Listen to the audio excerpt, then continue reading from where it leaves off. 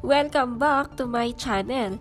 Para nga sa video na ito ay pag-uusapan natin ang tungkol sa issue umano kay Vice President Sara kung saan siniraan ito ni House Speaker Romualdez na ang confidential funds ay ibinulsa at transfer sa sariling account ni Vice President Sara.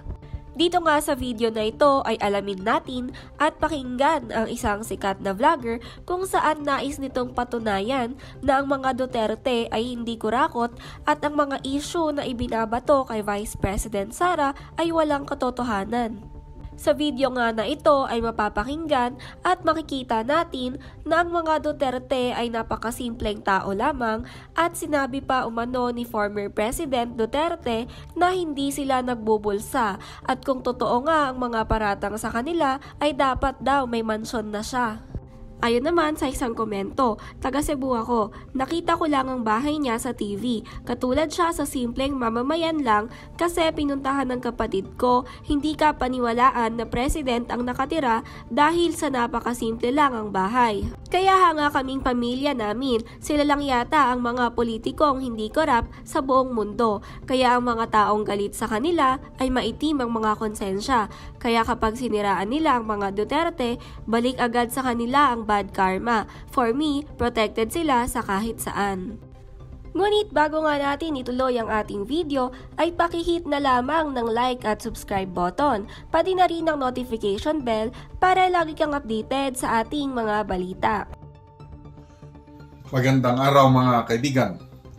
Ito, pag-usapan natin yung sentro ng paninira ng makakaliwa at ni Speaker Martin Romualdez sa pagkatao ni VP Inday Sara na pinapalabas nila na kinurakot ng ating VP yung 125 million pesos na confidential funds transfer sa kanyang opisina noong December of 2022. Yun ang sentro ng kanilang ano.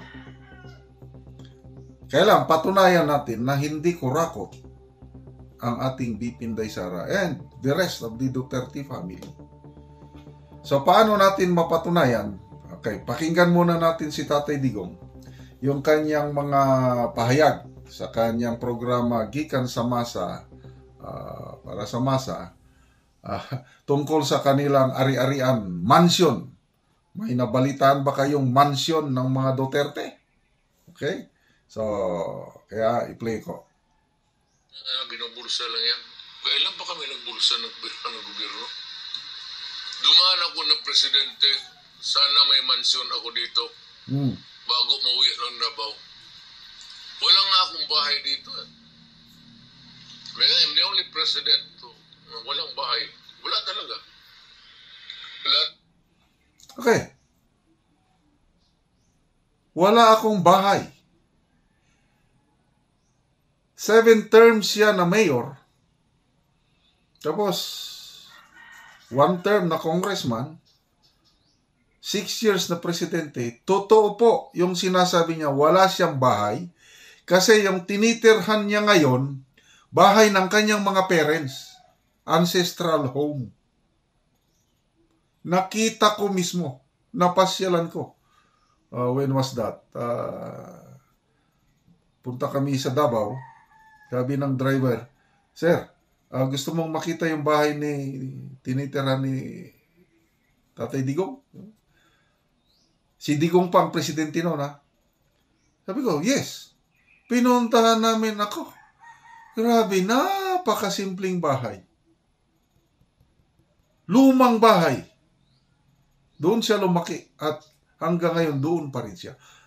As in, wala siya talagang personal na bahay. Kung meron man siguro mga farmhouse, kasi alam ko, diyan siya nagpapahinga sa isang farm, so farmhouse. But yung bahay, mansion, wala. Yan. Like father, like daughter. Ganyan din ang ating VP Inday Sara. Okay, mamaya natin, ikumpara natin sa mga opisyalis ng PBBM admin, mga bahay-bahay nila. Mga congressman na yan, mga mansyon na yan, may bahay na yan. Pumasok yan sa politika, barong yung medyo in tatter, ba, yung mga, yung talagang communist front. Yung mga congressman nila noon, ang sapatos, wala pang liston. Putol-putol. After 3 years, Mercedes-Benz, maganda na ang barong, doon na sa, yung mabili mo na sa mga tesoro na gano'n na barong. Hindi ako nag-advertise dahil kay Bong. Mga naka-Amerikana na nakapag-abroad na ang mga tamaraw sa sakyan nila noon na yun. Oh, tamaraw. Kung hindi yung SUV ng lalaki, bulahin ninyo ako. Nakita ko with my own eyes. Hindi, alam mo, hindi ako, kayong mga Pilipino, hindi ako nagbubulay. Hindi, ayaw ko rin makak. Makak sa Tagalog. Tinungaling. Wala akong obligasyon sa Bible. Okay. So, ganon. Pag magsalita po ang ating Tatay Digong, direct from the heart. Hindi siya ipokrito. At dito sa Mindanao, madalas akong mamasyal sa Davao. Marami akong, hindi ko pa nakakausap personal o kahit nakita si Tatay Digong. Kahit si BP Inday Sara, hindi ko pa yan nakita ng personal. Kaya lang, yung mga kaibigan ko sa Davao, halos lahat sila, they are speaking yung puros kabutihan na ginawa ng mga Duterte sa Davao. Kailan ba yun? Yung last year ata o 2 years ago, kausap ko dito sa Cagayan de Oro, yung manager ng insurance company kung saan kami nagpa-insure ng sakyanan. Nako, yung manager, classmate niya itong si Mayor Basti ngayon. Nako, ang kwento niya talagang napaka down to earth itong Basti Duterte. Ano na, nagbabasketball lang sa mga kanto-kanto, kumakain kung saan-saan. So, anong ibig sabihin? Tapos hindi sila mayabang. Yung isang top executive sa kumpanya na pinagtrabahoan ko as security consultant, kilalang-kilala niyang mga Duterte, napaka straight silang mamuno. Yun po. Mayroon kang may sample ng Duterte brand of leadership. Oh, since 1986 yan. Hanggang ngayon, Duterte pa rin ang namumuno sa Davao City. So, anong ibig sabihin nun? Ay talagang matitino sila. Mahal na mahal sila ng taong bayan. Kaya nga naging presidente, Tatay Digong, dahil wala siyang pundo, alanganin siya, magtakbo na eleksyon noong 2016. Hanggang taong bayan na ang nagpuso sa kanya. Ang nagpinan sa kanyang kampanya, mga kaibigan niya na walang hinihinging kapalit. Kaya nung nanalo siya, wala siyang utang na loob. Hindi katulad ngayon, nanalo itong presidente natin ngayon, ang laki ng gastos niya. Kailan yun? 640 million pesos. Lahat donasyon yun. O ngayon, yung nagdonasyon, hindi naniningil.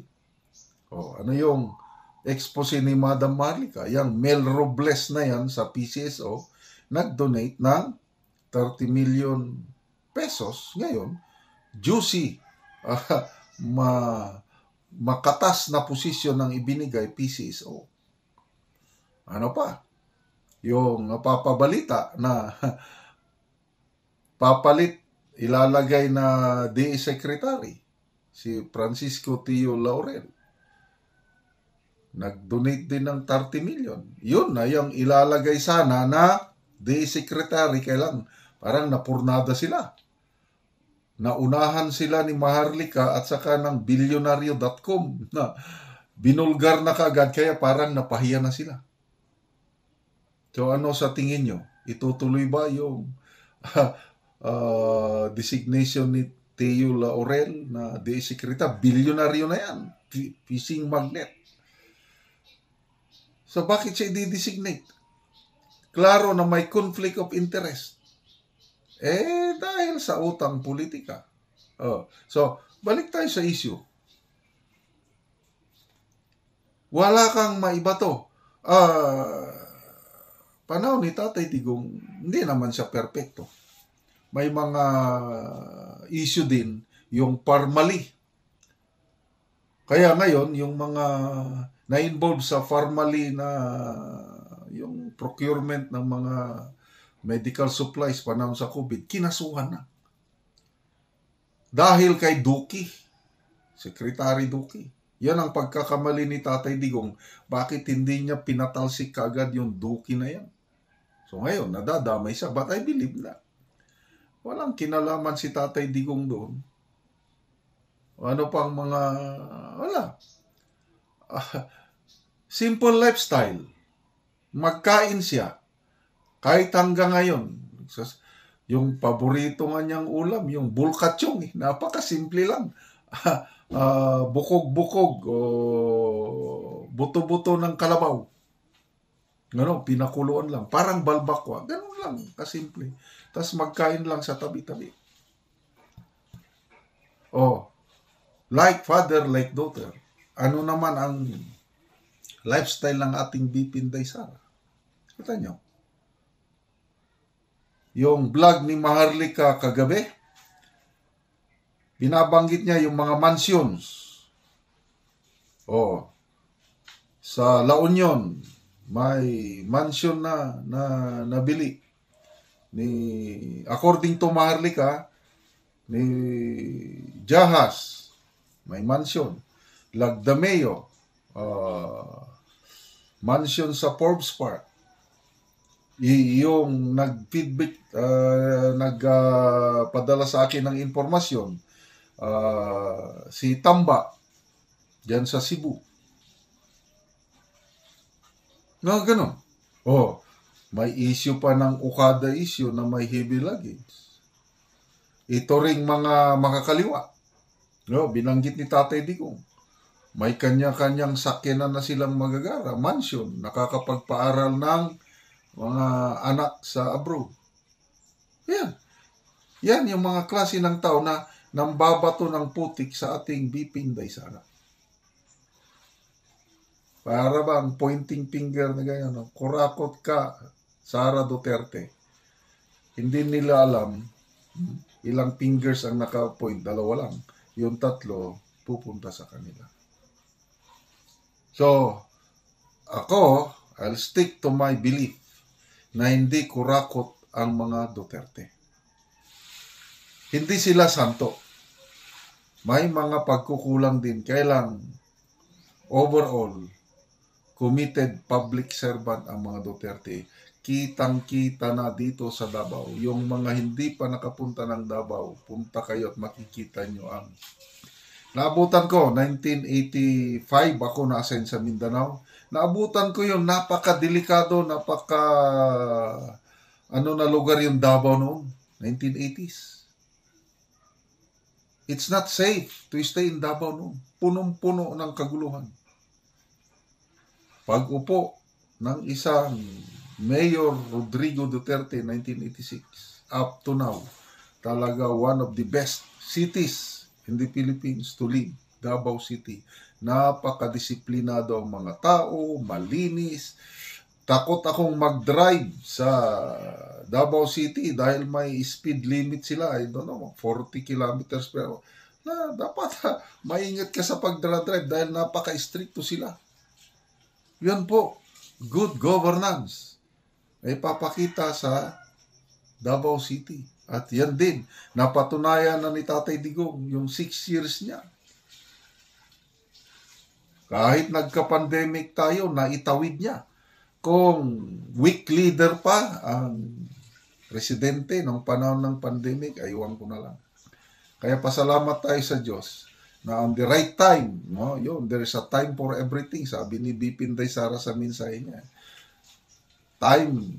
Right time na may Tatay Digong, Marawi Seeds. Natake tayo ng Mauti ISIS, nandyan ang Tatay Digong, na-solve kagad. Nandyan ang COVID, naitawid tayo ni Tatay Digong. Presyo ng bigas noon, hanggang 40 lang.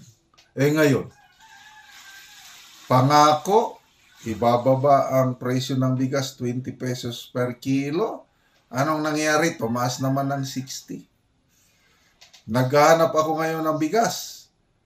Yung 40, 41. Meron man, kailang brown. Mahirap ng kainin. Madumi yung 41 nila. Karamihang presyo ngayon, 46 pataas. So, saan yung pangako?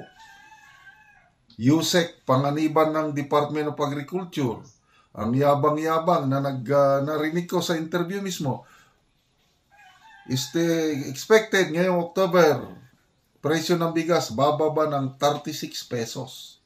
Nakakita na ba kayo ng 36 pesos na good quality rice, bagong harvest? Wala. Itinatago. Nagkakaroon na po ng rice cartel.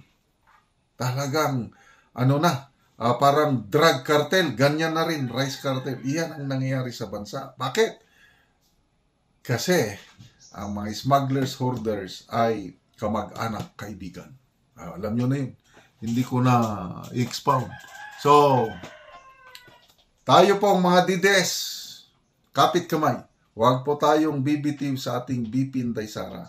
Siya lang ang ating pag-asa by 2028 para aahon o babangon muli ang ating bansa. At dyan nga nagtatapos ang ating video. Marami pa rin ang nagtitiwala kay Vice President Sara at marami rin ang hindi nagpapatinag at naniniwala sa mga issue at paratang sa kanila. Marami nga rin ang umaasa na ito ang susunod na magiging presidente para sa susunod na eleksyon. Para sa ating mga viewers, ano ang masasabi ninyo tungkol sa issue na ito? Comment down below at pag-usapan natin yan.